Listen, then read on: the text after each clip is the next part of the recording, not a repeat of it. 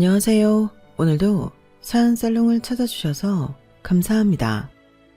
저는 서울 강남구에 살고 있는 30대 중반의 여성이에요. 여러분은 올 한해 무슨 일을 제일 잘했는지 꼽을 수 있으신지요? 저는 분명하게 말할 수 있는 게 있어요. 그건 바로 제 결혼을 엎어버렸다는 거예요. 2년여간 사귀었던 남친과의 관계도 그 집과도 완전히 끝냈어요. 몇 달 지나고 나서 돌이켜보니 제 이야기도 충분히 사연을 보낼만 하겠다 싶더라고요. 그래서 이렇게 오늘 본격적으로 제 이야기를 적어보게 되었네요. 제가 어떻게 고구마처럼 꽉 막혔던 속을 확 풀었는지 끝까지 들어주시면 좋겠어요. 저는 원래 교육행정직 공무원을 했다가 아빠가 하시는 학원 사업을 돕게 되었어요. 공무원 생활은 3년 정도 했고요. 저희 집이 원래 이것저것 사업을 하고 있는데요. 아빠는 학원 쪽으로만 계속 해오셨고 그걸 크게 확장하시면서 저더러 함께 해보자고 하셨던 거였어요. 언젠가는 저도 그런 일을 할 거라고 생각했었어요. 그래서 제가 예상했던 것보다 그 시기가 많이 앞당겨졌다고 여기고 과감하게 공무원직을 사퇴했네요. 현장에 나와서 일을 해보니 모든 게 다 새롭더라고요. 재미도 있었고요. 솔직히 공무원으로 일하는 것보다 훨씬 적성에 맞았어요. 학원에서 일을 하다 보니 강사들보다는 다른 업무를 하는 직원들과 더 친해지게 되더라고요. 강사들은 아무래도 수업 전 시간도 줘야 하고 예민한 데가 있어서 좀 거리를 두게 됐거든요. 저는 그냥저냥 다 잘 어울리는 스타일이라서 직원분들하고도 격이 없이 잘 지냈어요. 제가 형제가 없다 보니 사람들하고 있는 걸 좋아해서요. 제가 아빠 딸이라는 걸 다들 알고 있으니 불편할 수도 있잖아요. 그래서 가능한 회식 같은 거 잡으려고 안 하고 모임이 있으면 되도록 일찍 마무리하는 쪽으로 배려했어요. 저야 사람들하고 오랫동안 밤늦게까지 이 말 저 말 하고 싶었지만요. 그런 거는 좀 더 친밀하게 된 분들하고만 저녁 식사 자리 같은 데에서 나누기도 했어요. 그러다 보니 직원들은 제가 무리한 요구를 하지 않으면서도 격식을 차리지 않고 잘 지내는 사람으로 생각해 주더라고요. 덕분에 제 호감도도 올라갔고요. 그러는 와중에 지인의 건너 소개로 남친을 만났고 2년 정도 사귀게 되었어요. 사실 저희 집은 아빠 학원 사업보다 엄마가 하시는 일이 더 잘 알려져 있거든요. 아빠는 웬만하면 일하는 걸 드러내지 않으려고 하셔서요. 엄마는 주로 대학 병원들을 상대로 의료 시술에 필요한 것들을 납품하셨어요. 말은 이렇게 해도 꽤 큰 사업인데다 만드는 데에 정밀한 기술이 요구되는 거라 안 하던 사람들이 뛰어들기는 어려웠어요. 공장에서 기계가 만들어준다고는 하지만 조작을 하고 나온 물건을 보는 건 다 사람이 하는 일이니까요. 남친도 저희 엄마가 어떤 일을 하는지 알고 저를 만났는데요. 일부러 조사를 했다기보다는 제가 마음에 들어서 소개해달라고 했는데 소개해준 지인이 저희 엄마가 사업가라고 얘기를 했다더군요. 물론 이거 다 순뻥이었지만요. 이 인간은 엄마 사업을 노리고 저한테 접근한 거였어요. 저는 전혀 모르고 사귀었고요. 저는 진심으로 남친이 저와 잘 맞는 사람이라고 생각했어요. 남친이 꽤나 호감형이어서 누구나 보면 좀 관심을 갖게 되는 부류거든요. 저 역시 그랬는데 그런 사람이 저를 좋다고 하니 솔직히 붕 뜬 마음이 있었던 것도 사실이에요. 남친은 기술직 공무원이었는데 일반 회사를 다니고 싶어 했어요. 그래서인지 엄마가 하시는 의료 납품들에 굉장히 관심이 많다고 했어요. 지영아, 너도 공무원 하다가 다른 일 한다며. 그래서 내 심정 알아줄 거라고 생각해.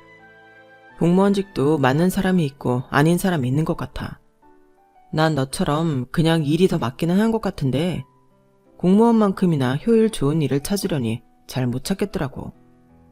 근데 지영이 어머님 하신다는 일은 되게 관심이 생기네. 이게 한번 알아놓으면 지속 가능한 일 같고. 그래서 나 어머님 하시는 일 어떤지 좀 봐도 되려나 해서. 나도 장래에는 그런 쪽으로 일을 하고 싶다는 생각이 부쩍 많이 들거든.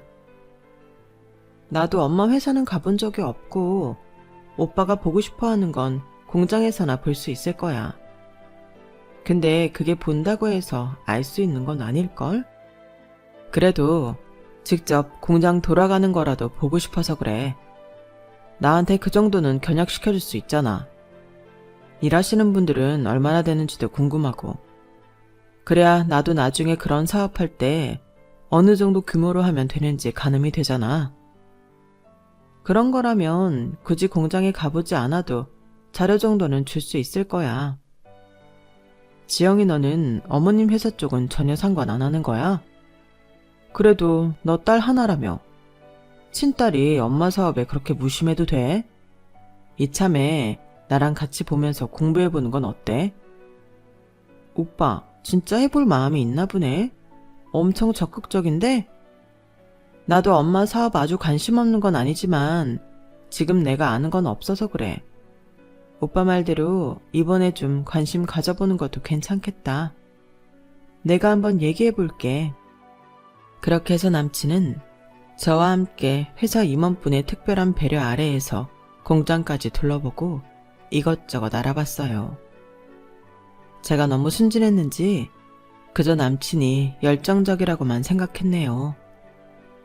사람 좋고 미래에 대한 꿈이 있어서 좋게만 봤고, 남친은 엄마 회사를 둘러보고 얼마 안 있어서 저에게 결혼하자고 했어요.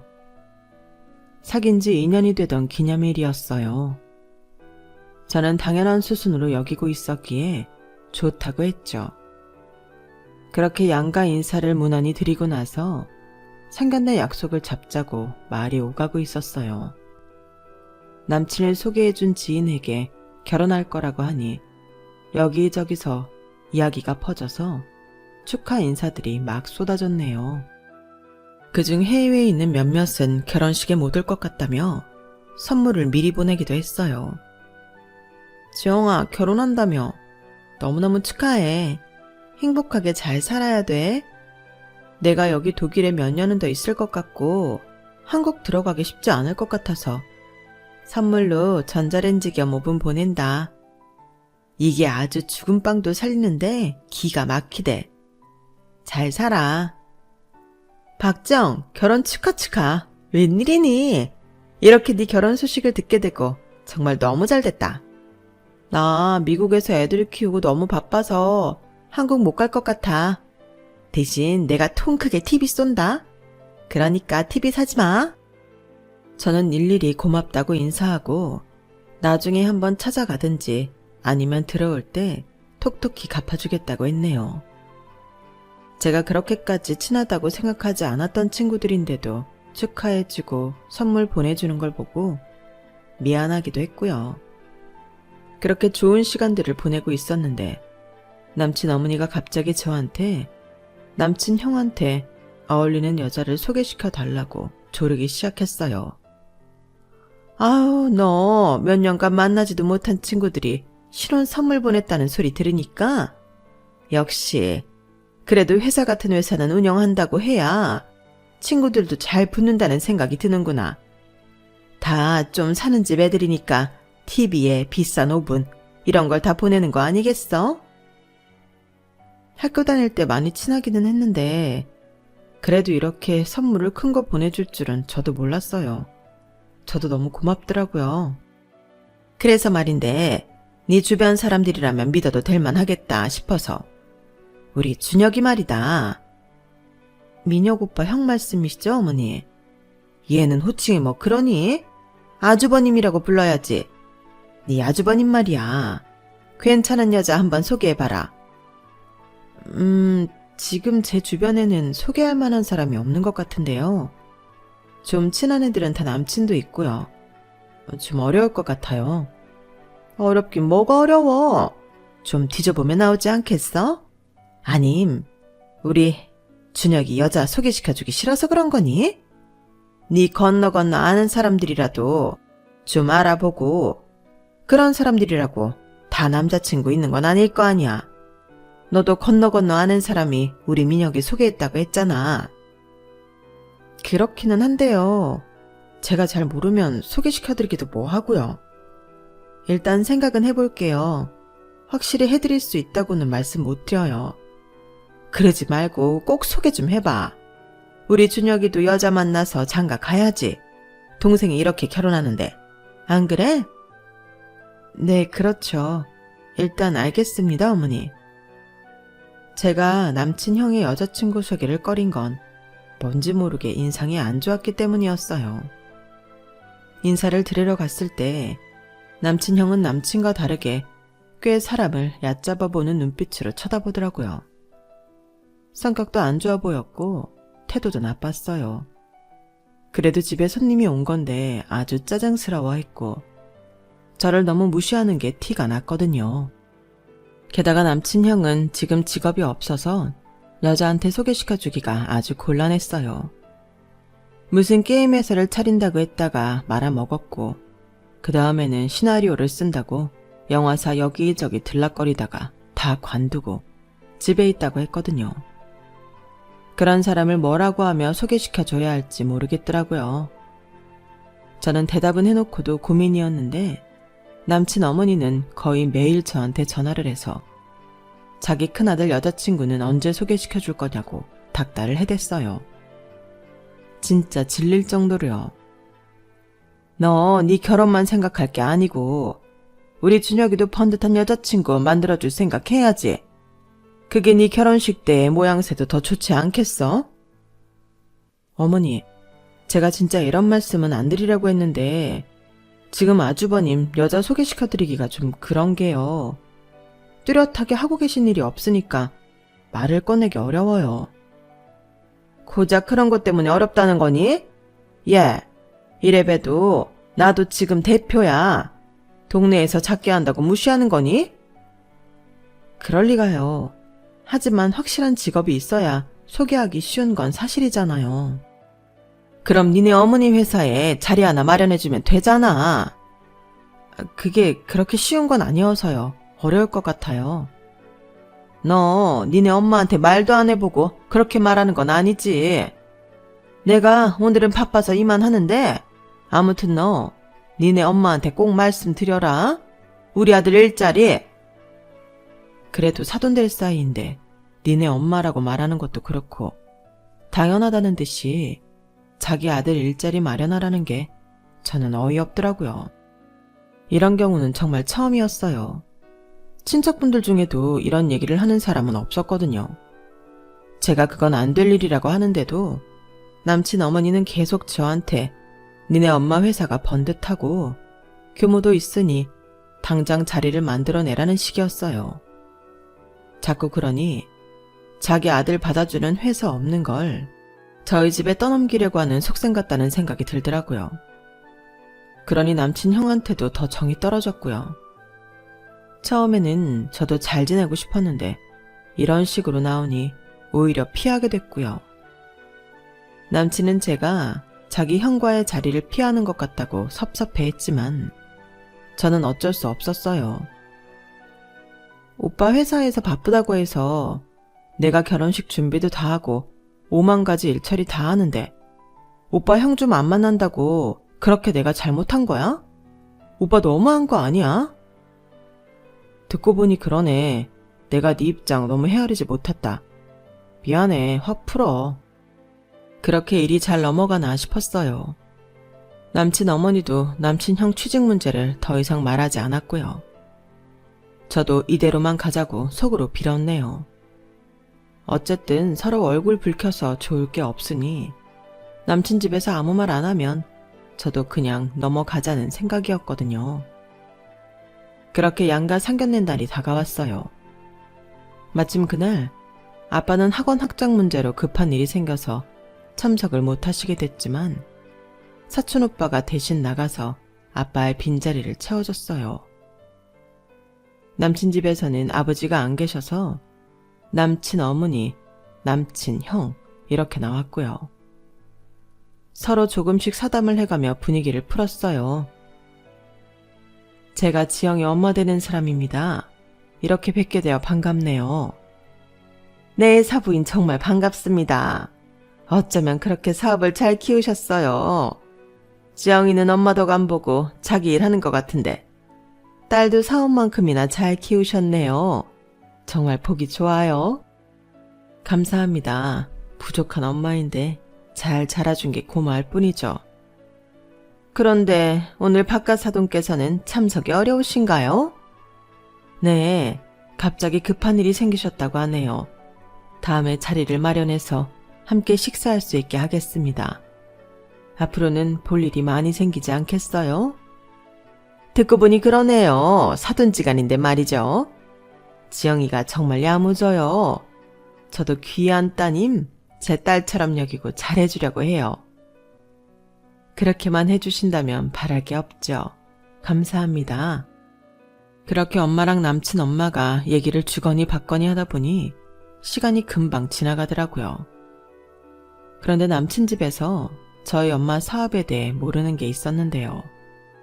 바로 남해에 큰 실버타운을 짓는 일이었어요.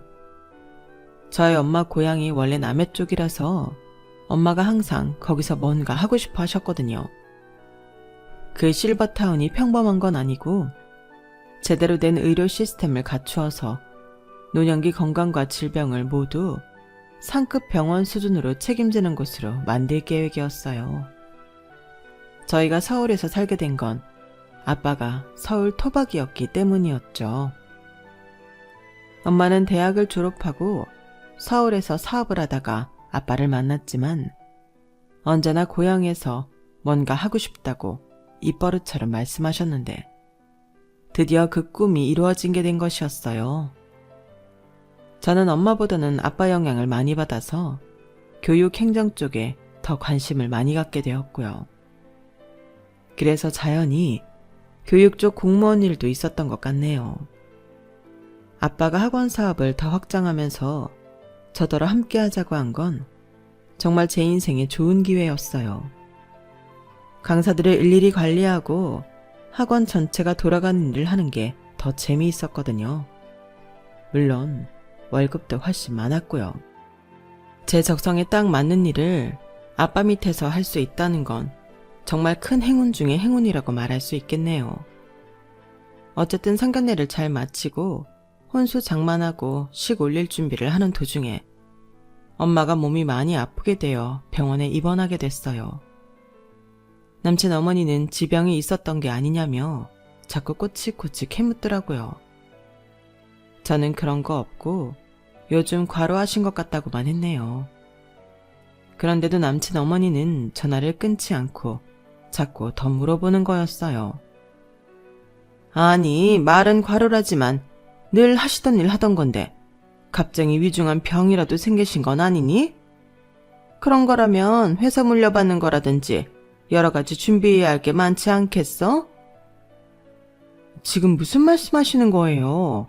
우리 엄마 아직 그러실 때 아닌데 왜 그러시는 거예요? 아니, 이런 건 만에 하나를 위해 대비해야 되는 거잖아. 혹시 전에 상견례 때 나왔던 니네 사촌오빠라는 사람이 회사 지분 갖고 그러는 건 아니지? 어머니, 지금 저희 엄마 아프신데 얼른 나으라고 하시는 것도 아니고 너무 실례 아닌가요?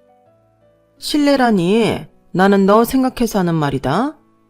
행여 네가 딸로서 받아야 할 걸 못 받으면 안 되는 거잖아. 이건 그냥 만에 하나 하는 말이야. 만에 하나 검질 경과가 나쁘면 유산 좀 미리 받고 우리 준혁이한테 뭐 하나라도 차려줄 수 있지 않겠어? 하다못해 식당 같은 거라도 말이야. 무슨 식당을 말씀하시는 건지도 모르겠고요. 제가 왜 유산을 당겨받고 그런 걸 해줘야 되는 건지도 모르겠네요. 저희한테 뭐 맡겨놓으신 것처럼 그렇게 말씀하시는 게 저는 너무 이해가 안 돼요. 엄마 아프다고 문병을 오시는 것도 아니고 전화해야 되고 그게 하실 말씀인가요? 못할 말은 아니라고 생각한다. 그게 뭐 어렵니? 솔직히 말해서 사돈 집 자체가 놀고 있다는데 뭐 하나 자리라도 마련해 주는 게 있는 집 사돈이로서 도리 아니니? 어머니 그렇게 말씀하시니 저도 한 말씀 드리자면요. 저희 결혼하는데 혼수금 뭐고 전부 다 우리 집에서 준비하고 오빠 쪽에서는 뭐 할 건지 물어봤을 때 집 해주신다고 하셨잖아요. 그런데 그 집 언제쯤 제가 볼 수 있어요? 집을 봐야 가구며 침대며 주문을 하죠. 해줄게. 걱정 마라. 내가 니들 직장 가까운 데에 해준다고 안 하든 서울에 떡하니 해줄 거니까 염려 마라. 어머니, 저나 오빠나 둘 다 서울이 직장이니 서울에 해주시는 거 당연한 거고요. 다 약속하셨던 거니 얼른 집을 계약하게 해주시면 좋겠어요. 그런데 서울에 집 구해주실 정도면 아주버님한테도 카페 정도는 차려주실 수 있지 않나요? 니네 집 해주느라 우리도 돈 많이 쓰니 그 정도는 해줄 수 있는 거 아니냐는 말인데 뭐 그리 꼬아서 생각하니? 너 그래서 안 사던 사업 이어받겠어? 사람이 그릇이 간장종지만 해서 무슨 사업을 해? 저는 남친 어머니가 하는 말을 들으며 엄마가 남의 크게 실버타운 짓고 있다는 말을 안 하는 게 좋겠다고 생각했어요. 그걸 알면 바로 자기 큰아들 거기에 꽂아달라고 할 게 뻔한데 아무리 제가 외동딸이라고 해도 엄마한테 그런 부탁드리기는 너무나 부끄럽더라고요.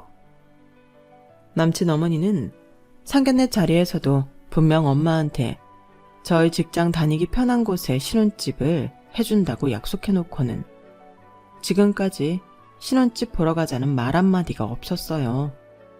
그리고 엄마가 입원하는 시간이 길어지고 저희 엄마 사업이 어렵다는 소리가 나오자 이제는 그걸 가지고 또 저를 볶아댔어요. 너 말이야, 신혼집 가지고 그 난리치고 우리 준혁이 직장 안 구해주는 거 말이야. 안 사돈 사업 어려워진 거랑 관계 있는 거 아니니?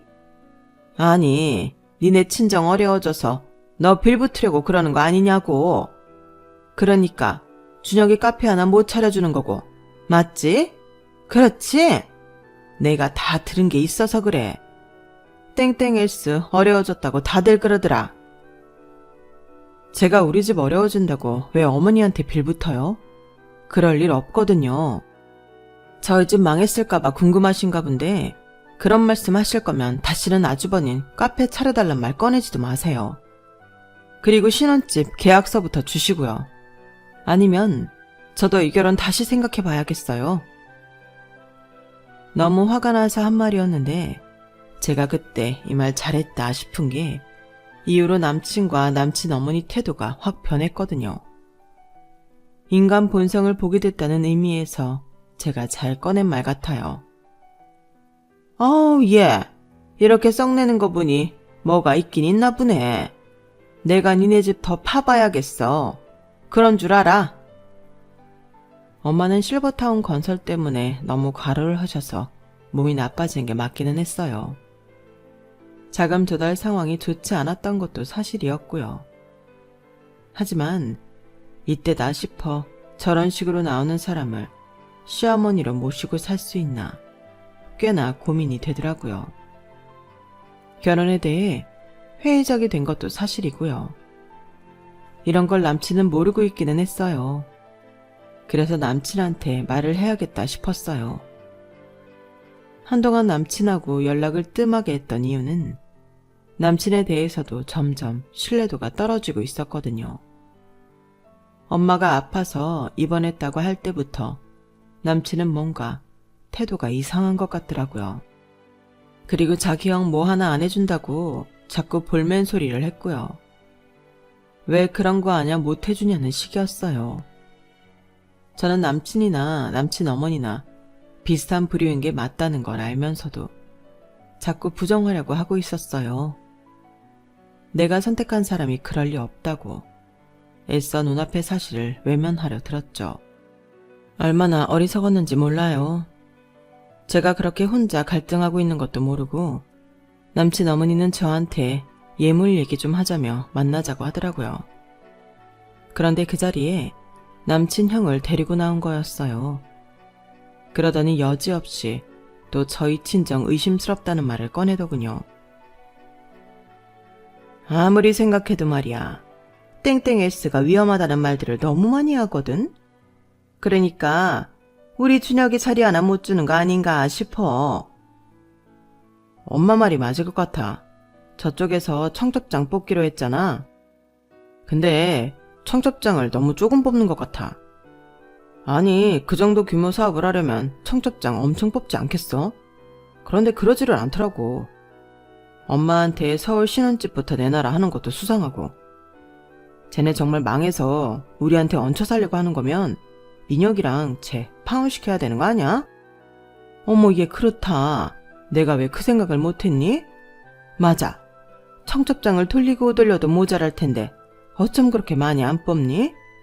맞네. 망한 거 맞아. 돈이 많으면 하객 수가 문제니? 저게 다 음식값 많이 들고 결혼식장 큰 데서 하면 힘들까봐 수 쓰는 거 아니겠어? 아유, 준혁아. 네가 말 안 했으면 이 엄마 쟤한테 깜빡 속을 뻔했다. 제가 잠시 자리를 비운 사이에 두 모자가 저런 말을 하고 있더라고요. 제가 뒤에서 듣고 있는 줄도 모르고요. 저는 그 순간 정이 다 떨어졌어요. 그럼에도 남친과 그동안 지냈던 추억들 때문에 끊어내지 못하고 있었죠. 남친만은 그러지 않기를 바라는 마음이 있었던 것 같아요. 그래서 파혼하자는 말을 차마 못하고 있었는데 남친 어머니가 저한테 전화를 했더라고요. 예, 나 서울 신혼집 그거 없던 일로 해야겠다. 아무리 생각해봐도 니네 집이 잘 나가면 더 큰 데서 아주 떠나가라 해야 맞지 않겠어? 근데 청첩장 뽑는다는 게 생각보다 너무 적은 거야. 니네 망했지? 솔직히 말해. 나는 망한 집에 우리 민혁이 못 준다. 그것만도 열받는데 옆에서 남친 형이 거드는 소리가 들리더라고요. 망하지 않았다는 거 증명하고 싶으면 그쪽에서 서울 신혼집 아파트 구하고 청첩장도 더 뽑아봐. 그러면 민혁이랑 결혼하게 해줄게. 처음부터 재수없는 사람이긴 했는데 이제는 아예 반말을 하더군요.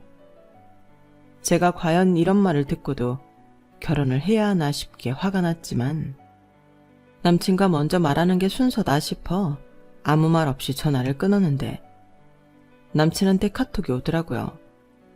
그런데 그 카톡 내용이 너무 기가 막혔어요. 우리 결혼 없던 걸로 하자. 나 거지 집안하고는 상종 못하겠다. 정말 황당하기 짝이 없더군요. 니네 엄마 사업 그렇게 어려워서는 우리 집에 손 벌리지 않을까 걱정이고 너도 집안이 어려운데 무리해서 결혼하는 건 도리 어긋나는 짓 아니야? 그렇게 살지 마. 아무리 사람이 어려워도 결혼을 돌파구로 삼으려고 하는 건 아니지. 다른 사람 인생까지 망치려고 하는 건 안 되는 거야. 내가 먼저 하려던 말을 이렇게 듣네. 그것도 카톡으로. 나는 적어도 얼굴 보며 이야기하려고 했어. 그런데 이런 얘기를 카톡으로 해? 김민혁, 그런 인간이었어? 와, 진짜 너무너무 깬다. 그래, 잘됐다. 결혼하기 전에 인성 알게 돼서 너무너무 다행이다. 파혼하자. 파혼해. 끝까지 자존심 세우는구나. 얼굴 보며 하면 뭐 더 나을 게 있어? 너희 집안 수준 별로인 거 진작에 알았어야 했는데. 야, 더는 카톡 보내지 마. 너라는 인간이라 보내는 거 더 보고 싶지도 않아. 그래도 순순히 물러나줘서 고맙다. 뭐 취소할 거 있으면 다 하고 알아서 해라. 나한테 덤트기 씌울 생각하지 마. 유학금 물게 되는 거 다 너네 집으로 보낼 테니까 알아서 해. 내가 그것까지 당할 것 같아? 당하기는 뭘 당했다는 거냐?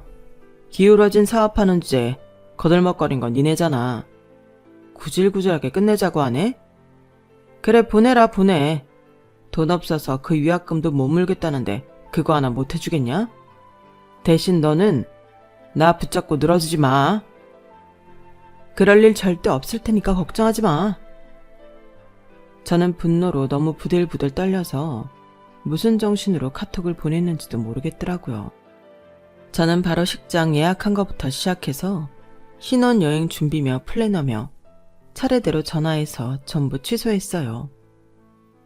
2년 이상 보던 사람과의 인연을 끝내는 데는 1시간밖에 걸리지 않더라고요. 이런 사람과의 파혼을 제가 그토록 오랜 시간 고민하고 갈등했다니 저 스스로가 너무 바보처럼 느껴졌어요. 친구들이 보내준 신혼 선물들을 보니 괜히 마음이 아프더라고요. 친구들한테 미안하기도 했고요. 아무튼 저는 그렇게 정리를 한 후에 엄마를 돌보고 학원 일을 하는 데에 매진했어요. 남친한테 아빠가 무슨 학원 사업을 하는지 말하지 않은 게 너무 다행이라고만 생각했죠. 부모님도 저와 같은 생각이었고요. 엄마는 한 달쯤 후에 회복하셨고 회사 자금 사정도 좋아져서 실버타운 사업은 착착 진행이 되었어요. 그러다가 사촌오빠 집에 잔치가 있어서 5성급 호텔 레스토랑에서 모였거든요. 그런데 이게 웬 운명의 장난인지 그곳에서 그 인간들을 만난 거였어요. 처음에 본 건 전남친이었네요. 전남친인 게 사실이지만 편의상 남친이라고 할게요. 남친은 저를 보더니 어이없다는 듯 쳐다보더라고요. 네가 여기를 어떻게 왔냐? 아직도 허세 떨며 사는 거야? 아무리 있는 집 자식으로 살았어도 현실 파악을 해야지. 네 주제에 맞는 데를 다니라고. 이런 데는 네 수준에 올 곳이 아니야. 너 내 카톡 지웠나 보네? 내가 카톡에 명함 하나 올려놨는데 못 봤나 본데? 있으면 확인해 보든가. 제 말에 남친은 가짠타는 듯 눈을 희번뜩거리며 쳐다보더군요. 저런 남자를 세상 괜찮은 사람이라며 결혼까지 하려고 했다니. 정말이지 남친과 헤어진 건 천운이라는 생각이 다시 들더라고요.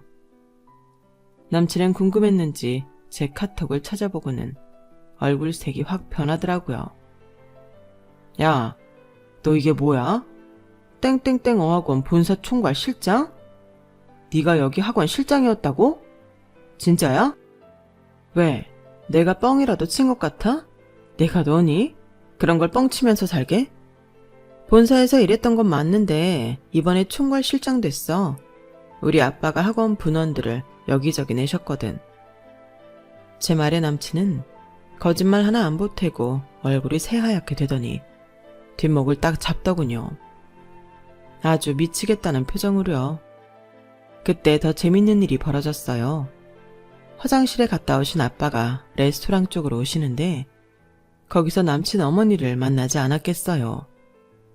그런데 바로 90도로 허리를 굽히며 인사를 하는 거였어요.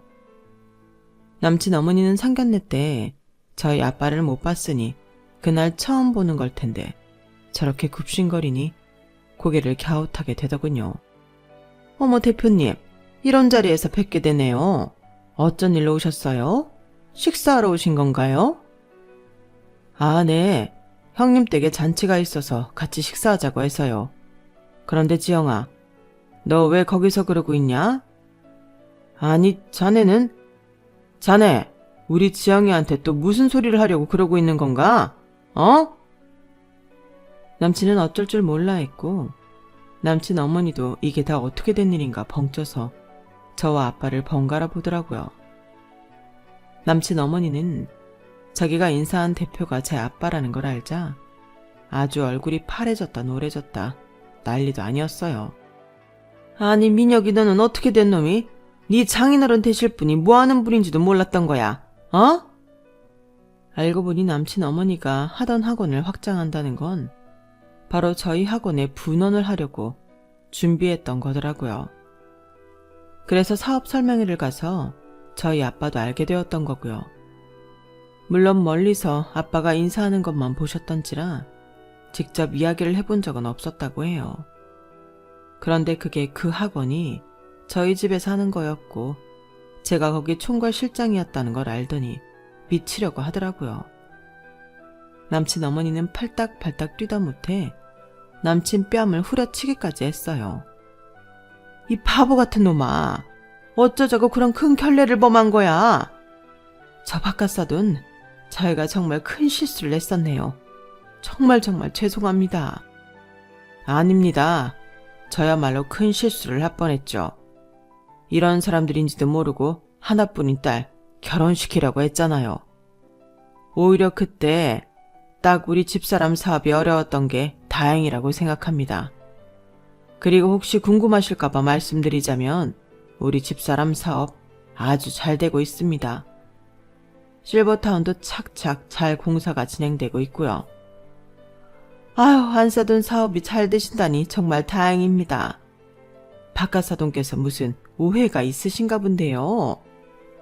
오해는 무슨 오해요? 그럴 거 없습니다. 좀 전에 저는 그쪽 아드님이 우리 딸 쳐다보는 그 못된 눈초리도 다 봤는걸요. 그리고 그 사돈소리 좀 집어치우시죠. 이제 아무 사이도 아닌데 불편합니다. 그리고 본원 신청한 건 제가 아주 많이 고려해 보겠습니다. 들어가자, 지영아. 아니, 박가사돈. 아니, 대표님. 아, 참. 저기, 지영아. 아버지한테 말씀 좀 잘 드려. 그리고 어머니도 오늘 오시니? 이제 건강은 괜찮으시고? 내가 인사라도 드렸어야 될 텐데. 됐거든요. 이제 와서 우리 엄마한테 무슨 인사를요? 아플 때 병문안은커녕 파혼하자고 난리친 게 누군데요. 그리고 아줌마, 그 학원 학장이요. 어떻게 될지 두고 보세요. 제가 당한 게 있는데 이 정도는 해야 되지 않겠어요? 아줌마 업보라고 생각하세요. 저기 지영아, 그러지 말고 내 말 좀. 저는 남친 어머니를 뿌리치고 남친 앞으로 다가갔어요. 남친은 겁을 잔뜩 집어먹은 표정으로 움찔을 하더라고요. 야, 니네 오늘 여기서 밥 먹지 마. 다른 데로 가라고. 좋은 날 소화 안 되기 싫으니까. 알았어? 우리도 여기 예약했는데. 가라고, 다른 데로. 제가 무섭게 말하자 남친은 어쩔 수 없이 고개를 끄덕이더군요. 그렇게 남친과 남친 어머니는 레스토랑에 들어오지 않았고 저희는 늦게 온 엄마까지 해서 즐거운 시간을 보냈네요. 그 후 남친은 저한테 전화며 카톡이며 수없이 메시지를 보냈어요. 자기가 잘못했다고 싹싹 빌더라고요. 내가 진짜 큰 실수를 했어. 정말이지 정신이 어떻게 됐었나 봐. 야, 네가 하도 문자를 많이 보내서 마지막으로 경고하려고 네 전화 받은 거니까 똑똑히 들어. 너 처음부터 우리 엄마 사업 꿀꺽하려고 노리고 나 만난 거 다 들었어. 그러니까 허튼 수작 부리지 말고 꺼져. 안 그러면 어떤 인간인지 니네 회사 커뮤니티에 다 올려버릴 테니까.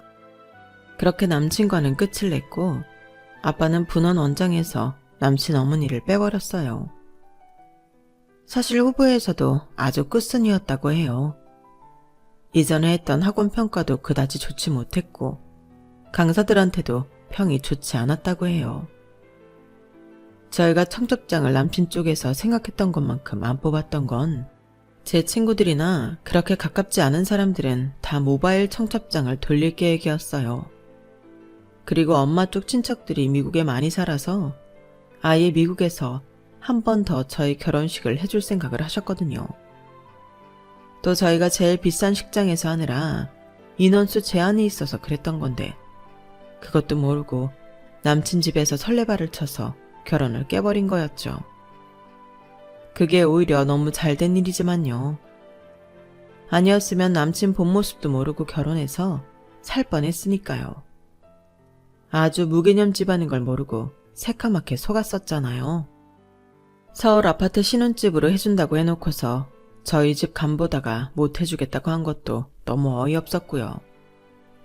남친이라는 놈은 저희 엄마 사업이 망했다고 여기고 카톡으로 헤어지자는 아주 무례함을 제대로 보여줬네요. 어떻게 사람이 그럴 수 있죠? 만난 시간이 있고 알아온 정이 있는데 카톡으로 정리를 해버리다뇨. 저로서는 도저히 용납할 수 없는 일이었어요. 그래서 레스토랑 앞에서 봤을 때 카톡 프로필 보라고 하던 순간 얼마나 통쾌했는지 몰라요.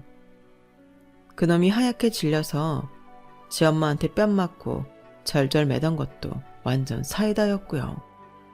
그놈이 아무리 매달려 봐야 다 지나간 일 아니겠어요? 세상에 되돌릴 수 없는 일도 있다는 걸 그놈도 알아야 되고요. 저한테 연락 안 하고 그대로 끝은 아니었고 제 직장 앞에 찾아와서 다시 결혼하자고 자기가 전부 다 잘 되겠다고 아주 무릎까지 꿇고 빌었지만 저나 저희 엄마 아빠나 얼마나 가서러웠는지 몰라요. 이제 와서 그런다고 저희가 눈 하나 깜짝 하겠냔 말이죠. 얼마나 인간이 속물이고 뻔뻔하면 다시 만나자는 말을 할 수가 있을까요? 결혼을 다시 하자고요? 정말 기막혀서 말이 안 나와요. 저는 저런 인간하고 파혼하게 된 게 진짜 조상님이 도왔다고 생각해요. 안 그래도 지 엄마랑 형이 저한테 여친 구해달라, 자리 마련해달라, 카페 차려달라. 그래서 열받아서 결혼 그만두고 싶었는데 말이에요. 그 사람들이 그렇게 무례하고 뻔뻔했던 게 오히려 고마울 지경이에요. 그런데 다시 결혼을 해달라? 그걸 받아주면 제가 제정신이 아닌 거죠. 그리고 저는 지금 학원 강사 중 한 명과 호감을 갖고 만나고 있거든요. 어쩌면 잘 될지도 모르겠다는 좋은 예감이 들어요. 그 강사가 집안도 좋고 워낙 돈도 잘 벌어서 저를 돈 때문에 만나는 게 아닌 건 확실해요. 친구들한테 받았던 오븐하고 TV가 그대로 있는데 어쩌면 곧 그걸 신혼집에서 펴보게 되지 않을지 그런 기대를 하고 있어요. 물론 아직까지는 비밀로 만나고 있어요. 아무래도 사람들 시선이 신경 쓰이니까요. 전남친놈 어머니는 원래 하던 학원도 망하게 돼서 빚만 지게 되었다는 이야기를 들었어요. 이쪽 바닥도 생각보다 좁아서 건너 듣게 되는 이야기들이 있거든요. 저희 아빠랑 틀어진 일이 소문이 났는지 남친 어머니와 뭘 하려는 사람들이 없었나 보더라고요. 저희 집 망했다고 그렇게 깔보고 무시하더니 저는 자업자득이라고 생각해요. 어쩌면 남친 어머니는 저와 아빠를 보고는 자기 미래를 예감했는지도 모르겠어요. 그러니까 전 남친놈 뺨까지 때렸을 거예요. 그래봤자 다 늦은 일이지만요. 정말 남한테 한 대로 다 받는다는 말이 틀리지 않은 것 같아요. 그날 레스토랑 앞에서 우연히 만난 것도 전 남친과 그 어머니가 철저하게 부메랑 맞은 거 아니겠어요? 제가 파혼 당할 때만 해도 너무 힘들고 괴로웠는데 지나고 보니 그게 오히려 좋은 일이었던 것 같아요. 그 일로 인해 아빠가 사업에서도 손절해야 할 사람과 연을 끊었으니까요. 제가 결혼 깨진 얘기를 너무 주절주절 한 건 아닌가 싶네요. 하지만 여기까지 들으신 분들은 모두 저를 응원하시리라 생각해요.